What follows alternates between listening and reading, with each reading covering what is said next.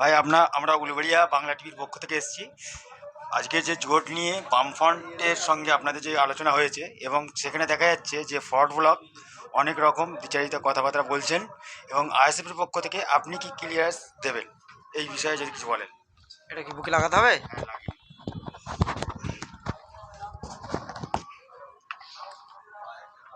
সর্বপ্রথম আপনার উলুবেড়িয়া বাংলা ইউটিউব চ্যানেলকে এবং চ্যানেলের সমস্ত দর্শককে ধন্যবাদ জানাই।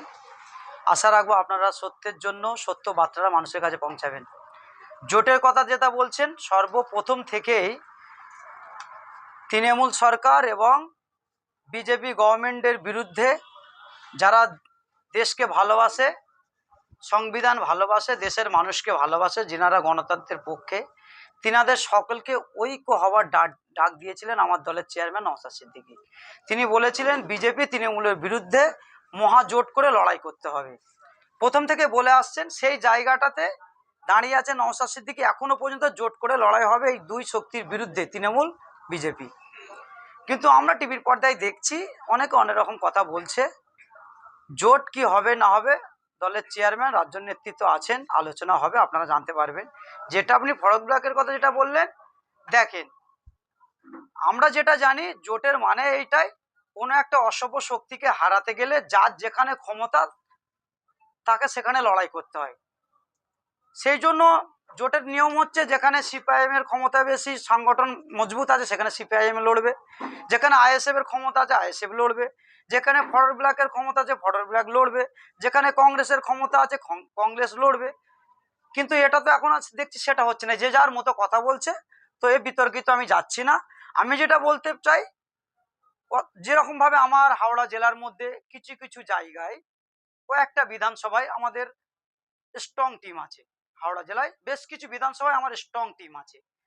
সেখানে সিপিএম বলেন, কংগ্রেস বলেন, ফরওয়ার্ড ব্লক বলেন, তাদের সেভাবে সংগঠনও নেই। বিগত দিনে ভোটের রেজাল্টও ঠিক ভালো করতে পারেন, আমরা প্রমাণ পেয়েছি। যেমন আমার হাওড়া জেলায় উলুবেড়িয়া দক্ষিণের কথা বলছি। দক্ষিণে পঞ্চায়েতে আমরা যেখানে যেখানে প্রার্থী দিয়েছি, যেখানে 3টে প্রার্থী দিয়েছি সেখানে 2টোই আমরা জিতেছি। যেখানে 4টে প্রার্থী দিয়েছি সেখানে আমরা 2টো জিতেছি পঞ্চায়েতে। লোকসভাতে জোট হয়নি কারণবশত। আমাদের প্রার্থী ছিল উলুবেড়িয়া লোকসভায়। সে প্রার্থী দেওয়ার পরে আমার দক্ষিণ বিধানসভার কথা বলছি, সেখানে তৃণমূল আলাদা লড়েছিল, বিজেপি আলাদা লড়েছে, সিপিআইএম, কংগ্রেস, ফরওয়ার্ড ব্লক থেকে শুরু করে একটা জোট করেছিল, আইএসএফ, আমরা একটা আলাদা লড়েছিলাম। সেখানে আমরা 3 নম্বরে ছিলাম। সমস্ত শরিক দল জোট করে, সিপিএম, কংগ্রেস, ফরওয়ার্ড ব্লক সব জোট করে জানা ভোট পেয়েছে, তার থেকে বেশি ভোট এককভাবে আমি লড়াই করে পেয়েছিলাম, আমরা পেয়েছি আইএসএফ। তো এই জায়গাটা যদি কেউ এসে বলে যার 2% ভোট নেই, সংগঠন নেই, তাদেরকে সারা বছর দেখাই যায় না, খুঁজলে পাবে না, সে যদি বলে আমাকে এইটা ছাড়তে হবে, এটা তো অবাস্তব কথা, এটা তো মেনে নেওয়া যায় না।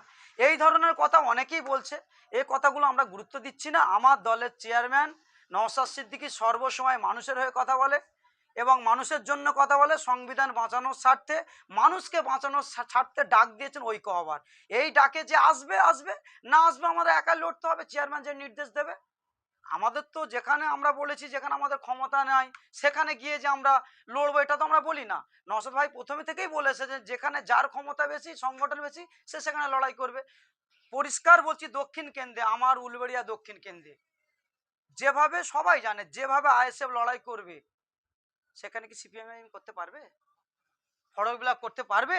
রেজাল্ট তো, ভোটের রেজাল্ট তো কথা বলবে। সেই ধরনের হাওড়া জেলা অনেক এরকম জায়গা আছে। আর শুধু তাই নয়, রাজ্যে অনেক জায়গায় এরকম আছে। তারপরেও কিছু কিছু জায়গায় বৃহৎ স্বার্থে ত্যাগ স্বীকার করতে হয়, সেটাও আমার দলের চেয়ারম্যান করবে বলেছেন। সেই সব কথা গুরুত্ব না দিয়ে অনেকে বলছে ওকে ছাড়বো না, তাকে ছাড়বো না।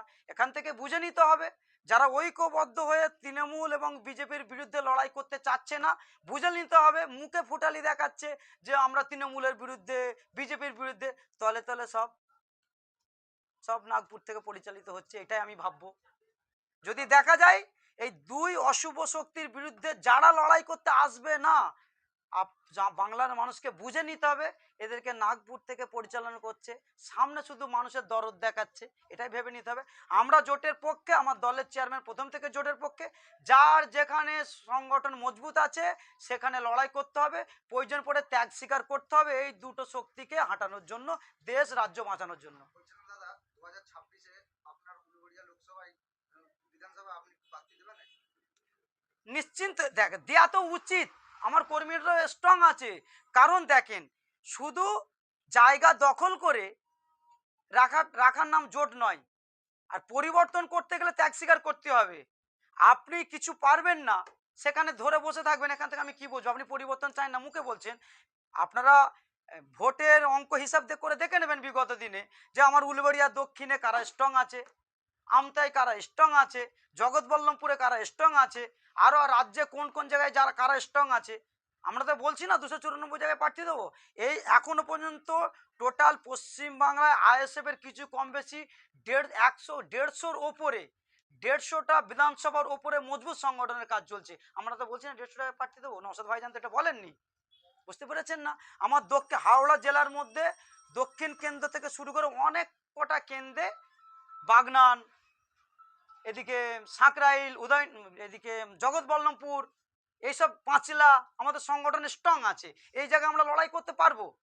এখানে যদি যাদের 2% ভোট নাই, মাঠে ময়দানে যারা থাকে না, তারা যদি বলে আমরা প্রার্থী দেবো, একটা বুঝে নিতে হবে বিষয়টা কি, বাংলার মানুষ উত্তর দেবে।